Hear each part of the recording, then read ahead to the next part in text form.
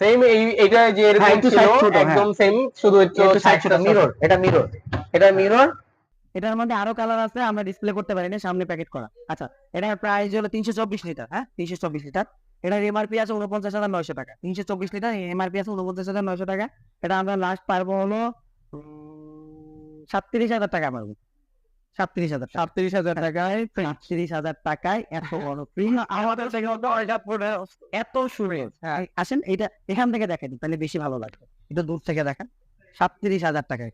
বাসায় কিন্তু আয়নার প্রয়োজন নাই, আপনি ফ্রিজে এসে আয়না দেখতে পারেন। এখানে এখন একটু এদিকে যান, আমি ডোরটা আপনাকে একটু অন্যভাবে দেখে। এই যে দেখেন ডোরটা, Awesome.